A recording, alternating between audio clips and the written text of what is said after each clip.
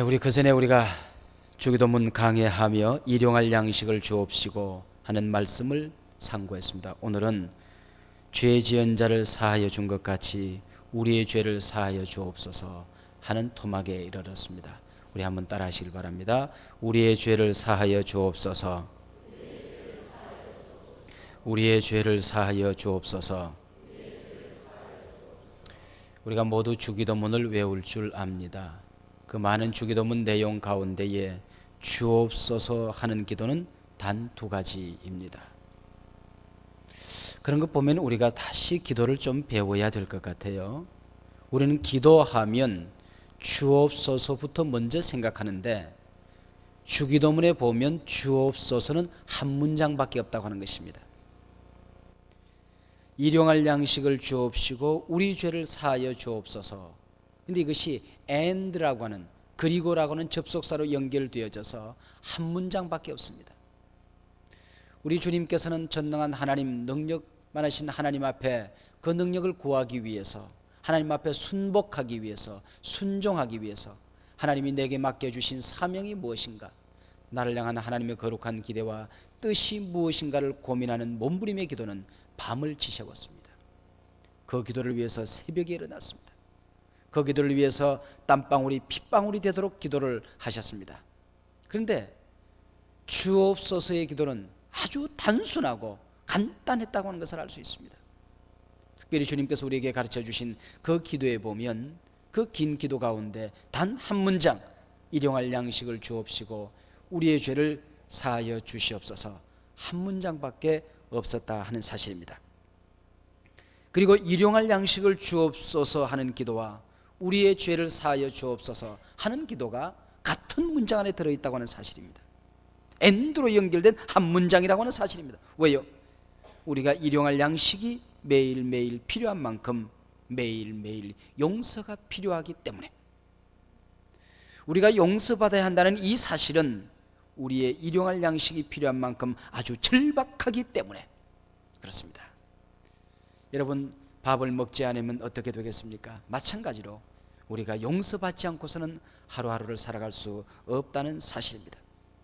하나님의 용서는 그의 양식이 풍부한 만큼 풍성하고 아낌없이 우리에게 양식을 주시는 것만큼 하나님께서는 언제나 우리를 용서하기를 원하신다는 사실입니다. 우리 하나님은 용서가 풍성하신 하나님이십니다.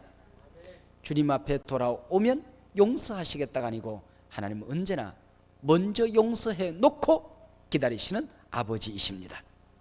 그래서 우리가 이미 주님 앞에 돌아왔을 때 이미 우리 죄는 용서되어 있는 사실을 발견하게 될 것입니다. 저는 어린 나이에 신학을 시작해서 오늘까지 목회를 했습니다. 그러나 여러분들이 사회생활을 하는 것만큼 사회생활을 맛을 볼 수 있는 짧은 기간이 있었습니다. 제가 대학을 다닐 때에 좀 책 장사를 했어요. 책 세일을 좀 하면서 공부를 해봤어요.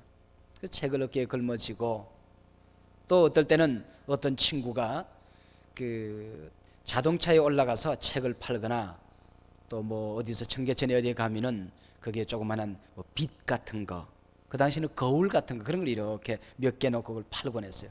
그걸 팔면 재미가 있다고, 그리고 돈벌이가 잘 되니까 그거 한번 해보자고. 그래서 책도 팔아보고 그 버스에 올라가서 빗장 사는 거 있잖아요. 뭐 날이면 날마다 오는 거 아니야 하는 거, 그런 거. 네. 그래서 이 빗으로 말씀드릴 것 같으면은 춘향이가 못 보고 죽은 빗이야, 거울이야, 뭐 이러고, 춘향이가 이도령 만날 때 가던 빗던 얼기빗, 설기빗, 뭐 이러고 파는 거 있습니다. 그래서 그리고 빗을 하나 보여주고는 그 다음에 이것만 아니고 또 여기서 또 빗 하나 끄집어내고, 또 뒤에서 하나 끄집어내고, 도끼빗 끄집어내고, 그래서 이만큼 해가지고는 커피 한 잔 값, 그리고 이제 파는 그 빗장사를 한번 해보았어요. 근데 처음에는 그걸 하는데 얼마나 창피한지 말이죠. 창피한지. 근데 한 번은 버스에 타서 이제 운전사한테 제일 먼저 인사를 하잖아요. 그리고 그때는 안내양이 있었습니다. 안내양한테 공손하게 인사를 하고, 그 다음에 제가 조금 장사를 하겠습니다, 양해를 구한 다음에 빗을 탁 끄집어낸다고요. 그리고 공손하게 인사를 하고 빗을 탁 끄집어내는데 보니까 우리 반 여학생이 앉아있더라고요. 아, 얼마나 황당한지, 빗을 가지고 머리 빗을 어디까지 가시오? 근데 그 다음 중저까지 갈 수가 없어요. 그래서 뭐 빨리 얼른 버스가 서자마자 내려가지고 나 잠깐 내가 어디 들러야 된다고 그리고 딱 내렸는데 뭐 얼굴에 열이 한 100도는 되는 100 얼굴에 100도 얼마나 창피한지. 그것도 아멘 하는 거 아닌데 그 아멘해도 좋겠다. 얼굴이 100도는 되는 것 같아요. 그래가지고는 골목으로 달려 들어가가지고 괜히 눈물이 나대요. 괜히 눈물이 나더라. 그래서 그 일은 못 하겠어요.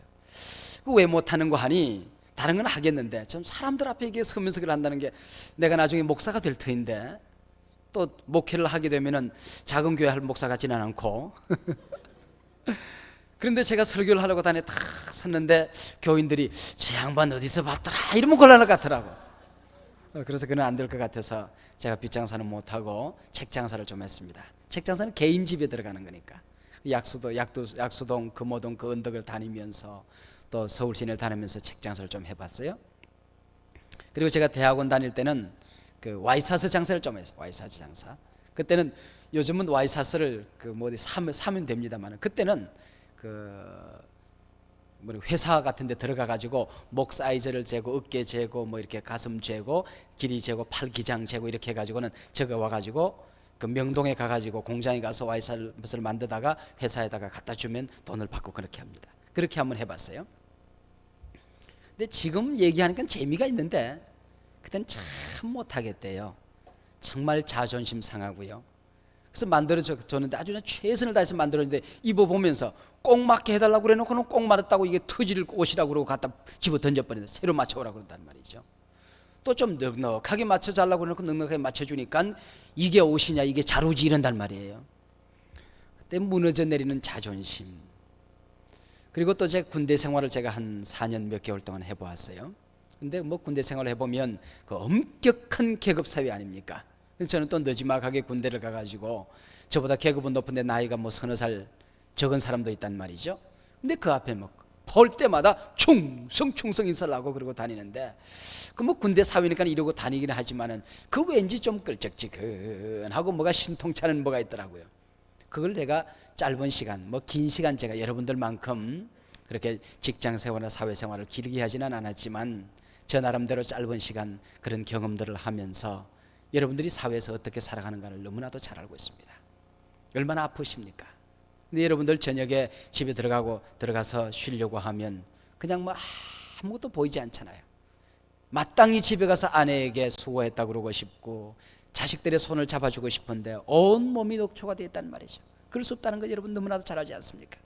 그런 모습을 보면서 우리가 양식을 얻기 위해서 한 푼 돈을 얻기 위해서 이렇게 몸부림을 하는데 정말 내 영혼의 양식을 얻기 위해서 우리가 이 땅에 짧은 시간 살아가기 위해서 우리가 한 평 집을 널꾸기 위해서 이렇게 몸부림을 하는데 하나님 나라의 커다란 집을 얻기 위해서 영원히 살 집을 얻기 위해서 우리가 얼마나 몸부림을 하는가 생각해 보면 우리의 믿음이 얼마나 보잘것없는 것인가 하는 것을 알게 됩니다. 일용할 양식을 얻기 위해서 자존심을 내려놓고 모든 것 포기하고 살아가지 않습니까? 조금 전에 우리 인사할 때 말씀하신 것처럼 그 얼마나 피곤해서 그런 어려움들을 당합니까? 자기는 돌볼 시간이 없잖아요. 내일 푹썩 쓰러질지도 모르는데도 불구하고 오늘 또 보따리 싸들고 회사에 출근하는 우리의 모습, 양식을 얻기 위해서 그렇게 하는 것 아니겠습니까? 가족들을 살리기 위해서 그렇게 하는 것 아니겠습니까? 그렇다고 하면 우리 죄를 사하여 주시옵소서, 일용할 양식을 주옵소서의 이 분량과 이것을 위한 우리의 몸부림과 이것을 위한 우리의 기도와 우리의 땀방울과 우리의 죄를 사하여 주시옵소서 하는 이 무게가 과연 무게중심이 잘 잡혀있냐 그 얘기입니다. 가족들에게 빵 한 조각을 먹이기 위해서 하는 몸부림과 가족들의 영혼을 살리기 위해서 하는 우리의 몸부림, 이것이 균형 감각을 잡고 있느냐 하는 것을 성경이 우리에게 묻고 있는 것입니다. 여러분 기억하십시오. 일용할 양식을 주옵소서 하는 기도와 우리의 죄를 사하여 주시옵소서 하는 기도가 한 문장으로 되어 있다는 사실 말입니다. 양식이 필요한 만큼 오늘 우리에게는 용서가 필요합니다. 한 끼 밥을 먹지 않으면 금방 배가 고파서 한 끼 밥이 그토록 절박한 것처럼 우리가 죄가 쌓여지고 오늘 밤을 넘길 수 없이 오늘 여전히 쌓았던 모든 죄를 다시 용서받고서야 잠자리에 들 수 있다는 사실을 우리가 기억하고 살아야 될 것입니다. 그것을 위한 몸부림 못지않게 더 처절하게 피투성이 되도록 몸부림해야 되는 우리의 절박한 몸부림이 있다고 한다면 우리가 용서받기 위해서는 몸부림이어야 한다는 사실을 기억해야 할 것입니다. 혹자들은 우리가 구원받았기 때문에, 우리가 용서받았기 때문에, 예수 믿고 의롭다함을 얻었기 때문에 더 이상 용서를 구하지 않아도 된다라고 얘기를 합니다. 그러나 그렇지 않습니다. 오늘 읽어주신 본문에 보면은 그 죄가 뭐로 되는 거니? 부채들, 탕감받는 부채들 되는데 그 부채들 복수로 되어 있습니다. 원문에 분명한 복수로 되어 있습니다. 요한복음 13장에 보면 그런 말씀이 나옵니다. 예수님께서 제자들의 발을 씻기신 사건이 나옵니다. 그때 베드로가 예수님 앞에서 다른 사람은 모르지만 제 발은 절대로 씻을 수가 없습니다, 그렇게 얘기를 합니다. 그때 예수님께서 내가 너를 씻지 아니하면 너와 나와 아무런 상관이 없게 된다. 그때 깜짝 놀라서 베드로가 그렇다고 하면 내 온몸을 씻어 주십시오. 주님 뭐라고 말씀하십니까? 이미 목욕한 자는 발밖에 씻을 필요가 없다. 발만 씻어도 된다라고 말씀하고 있습니다. 여기 보면 주님께서 분명히 씻는다고 하는 것은 죄 씻음을 얘기하는 것입니다. 그렇다고 하면 목욕하는 회개가 있고 그리고 발 닦는 회개가 있을 수 있다 하는 것입니다. 목욕하는 회개라고 하는 것은 예수를 그리스도로 영접하는 사건을 얘기하는 것입니다. 내가 거듭남의 사건, 중생함을 얻는 사건, 하나님의 자녀가 되는 권세를 얻는 사건을 두고 말하는 것입니다. 그러나 여기 발 씻는 회개라는 것은 우리가 살아가다 보면 어젯밤에 발 씻었는데 오늘 밤에 안 씻습니까? 또 씻죠. 마찬가지로 매일매일 살아가며 우리 영혼에 쌓여져 가는, 우리 피 속에 흘러내려가는 이 죄를 우리가 그대로 담고 살 수가 없어서 주님 앞에 고백하는 날마다의 회개를 의미한다는 것을 알 수 있습니다. 이 죄에 대해서 민감한 사람들이 있고 이 죄에 대해서 둔감한 사람들이 있어요. 요즘은 뭐 얼마나 발을 자주 닦고 손을 자주 닦습니까? 저는 그 손을 하루에 아주 많이 닦는 사람 가운데 한 사람입니다. 매 예배가 끝나고 나면 반드시 손을 닦습니다. 왜냐하면 많은 사람들하고 악수를 하잖아요. 나는 괜찮아요. 나는 뭐 여러분들의 손을 가지고, 여러분들의 손 잡은 것 가지고 제가 거기서 상추쌈도, 제가 한 번은 산부 예배 끝나고 나서 상추쌈이 나왔어요. 손 닦고라. 괜찮아요. 2번만 먹으면 또 닦일 텐데 뭐 그래. 저는 괜찮아요. 근데 제가 잡은 손을 또 다른 분이 또 잡아야 되니까 저를 위해서가 아니고 교인들을 위해서는 손을 자주 닦습니다. 예배 끝나면 반드시 손을 닦습니다. 비누로 깨끗하게 닦습니다. 그리고 그 다음 시간에 다시 2부 예배에서 우리 교우들하고 악수를 합니다. 2부 예배 끝나면 다시 손을 닦아요. 그리고 발도 저는 상당히 자주 닦는 사람 가운데 한 사람입니다. 뭐 밖에 갔다 오면 양말을 몇 번 벗든지 간에 언제든지 발을 닦곤 그냥 앉아서, 그냥 뭐 저 스스로가 그냥 발을 닦지 않고는 있을 수가 없어요. 요즘 대부분 그렇게들 많이들 살아요. 밖에 가면 다 발들 닦잖아요. 네. 민감합니다, 현대인들은. 그런데 옛날에는 그럴 수가 없었어요. 이 발 닦는 게 이게 뭐 어디 있어야죠. 그래서 여름날이야 다행히 뭐 양말이 있습니까? 뭐 있습니까? 그래가지고는 내가에 맨발로 다리다가 그냥 아무 데나 가서 물속에 들어가는 게 괜찮은데, 이 겨울날 되면 옛날에는 발 닦을 곳이 없으니까 아예 그냥 겨울 내 양말 하나 그렇게 신고 다니는 겁니다. 그리고 나면은 발 좀 닦아라. 제 얘기 말고 이제 우리 정 목사님 얘기하고 있는 겁니다. 네. 꼭 유 목사 쳐다보고 유 목사 얘기한다고 생각하지 마세요. 네. 닦아라고 하면 어떡합니까? 집에서 어머니가 물을 펄펄 끓여줍니다. 거기다 보면 거기에 담가놓고 1시간쯤 있어야 돼요. 그러면 이제 때가 이제 그때서 붙는 겁니다. 그러면 이제 밖에서 주워온 그 거칠거칠한 돌멩이로 이제 밀기 시작하는 겁니다. 한 겹을 벗기고, 2겹을 벗기고, 3겹을 벗기고, 비누로 닦고, 그러다 보면은 나중에 피가 나도록 벗겨요. 그게 발 닦는 거야. 우리가 똑같이 발을 닦는 우리 회개가 있지만 어떤 분들은 작은 걸 가지고 아파하며 그때마다 닦습니다. 근데 둔감한 사람은 차라리 목욕하는 게 나은 사람들이 있어요.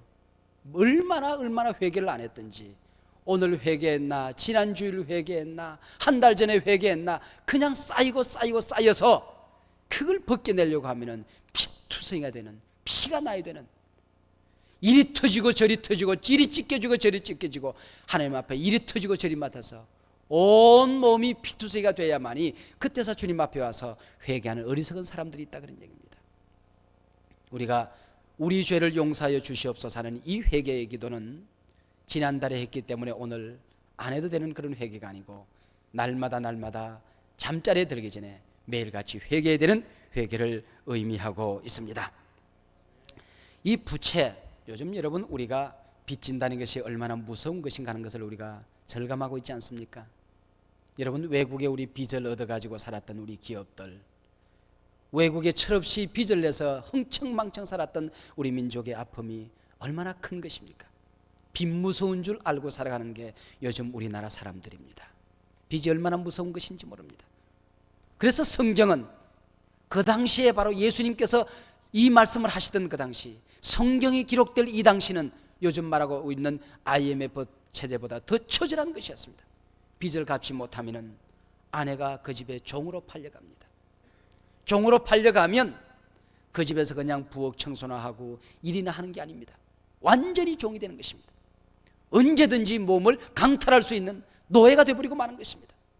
사랑하는 자식들이 바로 그 집에 팔려가야 되는 것입니다. 빚을 갚지 못하면 이토록 처절한 것이다, 그런 얘기입니다. 그래서 성경에 죄라고 하는 말과 부채, 빚이라고 하는 말이 같은 동의어로 사용되어지고 있다 하는 것입니다. 반드시 갚아야 하는 것이다. 갚지 않으면 날마다 눈덩이처럼 불어나는 것이 빚이다. 반드시 결산해야 된다. 이것이 바로 죄라고 하는 것입니다. 죄는 그때그때 씻으면 깨끗해집니다.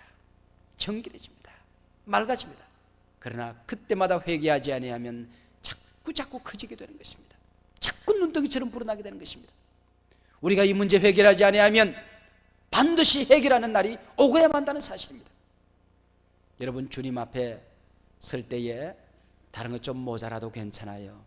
큰일 하지 않아도 괜찮습니다. 그러나 반드시 해결해야 될 한 가지 사실이 있습니다. 주님으로부터 내 죄를 용서받는 일입니다. 반드시 용서받고 주님 앞에 서야 됩니다.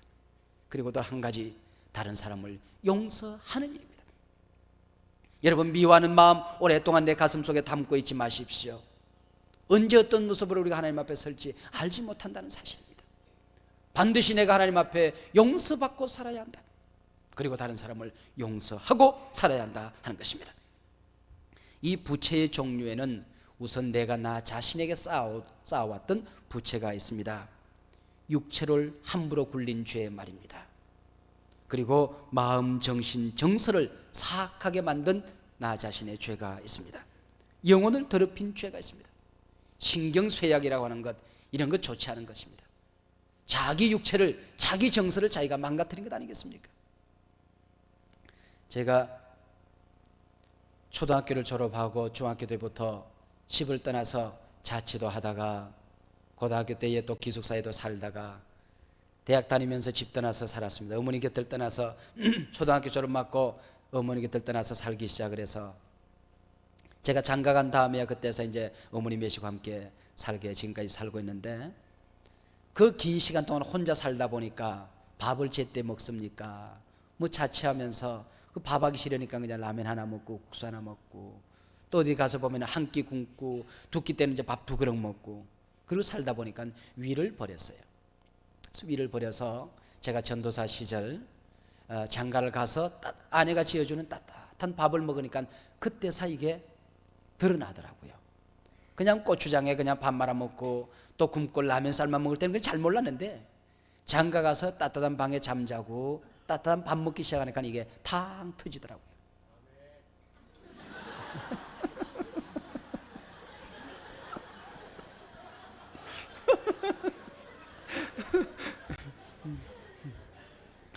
우리 김영희 선생은 다음에 무슨 말이 나올 걸 알고 미리 아멘 하는 거예요. 이걸 알아야 됩니다. 영감이 있는 분이라서, 영적으로 맑은 분이라서 다음에 이제 그 다음에 무슨 얘기를 알 거를 미리 아멘 한 거니까 오해 없으시기 바랍니다. 네. 예. 이게 다 터졌어요. 근데 뭐 약을 먹어서 됩니까? 뭐 치료됩니까? 그래서 하나님 앞에 어느 날 처절하게 회개를 했는데, 이 배에다가 이렇게 손을 얹고 하나님 앞에 회개를 하는데, 무슨 회개를 했냐면, 하나님, 내게도 남들이 가지고 있던 건강 내게도 있었고, 하나님께서 남들에게 주신 건강 내게도 하나님이 허락해 주셨는데, 이것 제가 함부로 관리해서 내 몸이 하나님의 성전인데 성전된 내 몸을 더럽혔습니다. 성전된 내 몸을 약하게 만들었습니다. 내 몸이 하나님의 도구인데 이제 막 하나님께서 쓰시려고 하는데 내 몸을 망가뜨리고 말았습니다. 하나님 앞에 큰 죄를 지었습니다. 한국교회에 큰 죄를 지었습니다. 교회 앞에 용서받을 수 없는 죄를 지었습니다. 내가 나 자신 앞에 큰 죄를 범했습니다. 주님, 내 육체를 잘못 관리한 죄를 회개합니다. 용서하여 주시옵소서. 하나님 앞에 철저하게 회개했어요. 여러분, 여러분의 육체가 하나님의 성전임을 기억하시길 바랍니다. 여러분, 성전을 함부로 굴리면 안 됩니다. 제가 합숙훈련하면서 우리 교육자들 보고 자꾸 피곤하다 그러면 제가 뭐라고 그랬어요? 자기 건강을 자기가 관리하지 못하는 게 죄다.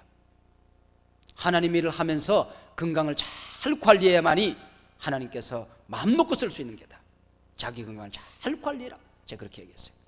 여러분, 여기다가 술 먹고 담배 집어넣고 독을 집어넣고 그게 얼마나 무서운 죄인지 모릅니다.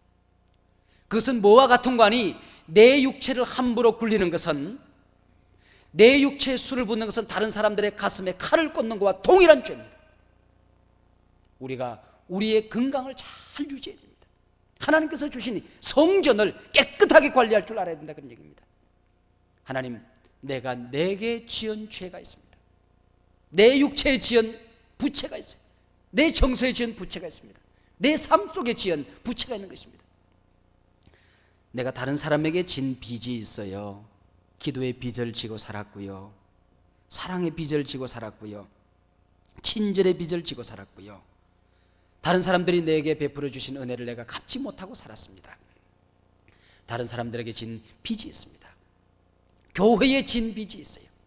여러분, 나 하나를 구원하기 위해서 엄청난 교회가 그동안 희생을 하지 않았습니까?